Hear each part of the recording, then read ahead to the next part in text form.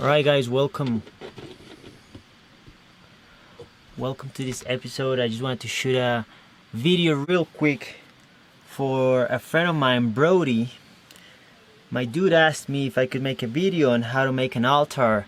And an altar is basically a space, a sacred space that you dedicate to give to a spiritual entity.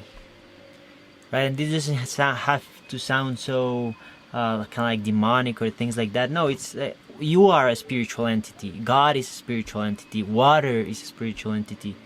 Tobacco is a spiritual entity. Everything is a spiritual entity. So you can have an altar for anything. So I'm gonna show you. My man Brody asked me to make a video with the basics about how to go about this. Okay, so you gotta remember every single thing. In this case, I'm gonna show you the altar that I have for some of my medicines, and yeah, I'll just show you what I do for some of my medicines and what are the main things to keep in mind and what I keep in my medicine basket. Alright guys, so here it is. Here's my mini altar. I don't have much space right now where I'm living, so I have to improvise and clean up some space. In this case, the altar is for this medicine of mambe, hajo, which is coca leaf, for ambil, which is tobacco, and for these tobaccos as well. That's who the altar is for. So the main things that we want to have always, what we're trying to create is a space where the frequency is very, very high, and that means that all of the objects that you have there are high frequency, are constantly being cleaned, and they are essentially going to create an environment for whatever you're bringing the altar for to feel very comfortable, and you're going to be giving to this being, so that way you can have an interaction of giving and receiving from this being. So first, you always got to have the 4 elements. In this case, I have some earth right here. The little sage that can count for earth. These little amethysts can count for earth as well. Also, you gotta have the water. The water has a memory, so this is water that I've collected for many waterfalls and sacred places, and I would just put it inside here and leave it. We obviously got the wind going on. That one we don't need to bring. And then the fire, you can have like a candle, or you can have a lighter or an incense or something like that. I don't have it here because I bring it only for ceremonies.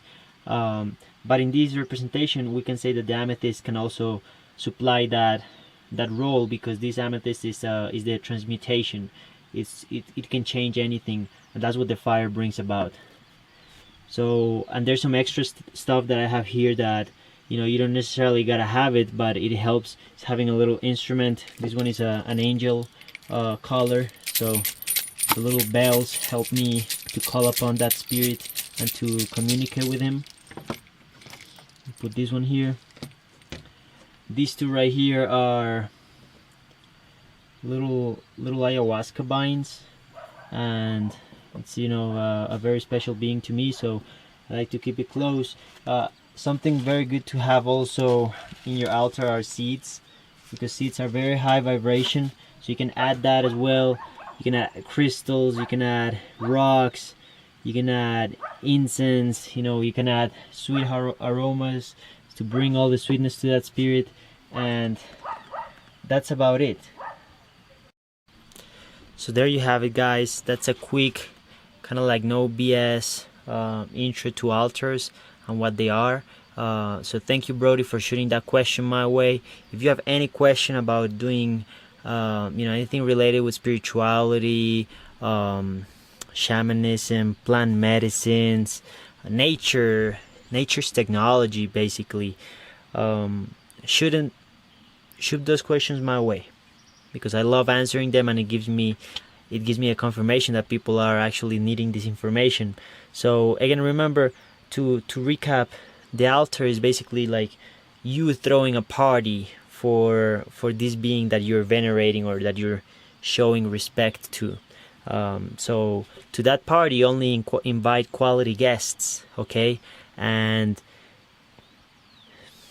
everyone gives it its own special way of doing it, but the basics are the 4 elements. Everything's high vibration, and that's it, okay? So thank you guys for watching. If you're watching on YouTube and you haven't contacted with me on Facebook, go over to Facebook. I have the link below, and add me so that I can get to know you. I've gotten to know a couple of people already through YouTube that went and added me on Facebook, and then we had conversations, and it's pretty cool to see that happening. And then also, if you want to be part of the community and get involved, support me in what I'm doing, get more access to some of the information, to some of the techniques, to the inner circle, so to speak, then head over to the Patreon page where you can check out what we got going on over there. I'll leave that link below as well. And with that being said, thank you so much for tuning in, guys. I hope that you have a blessed rest of the day or night, depending on when you're watching. Bye bye.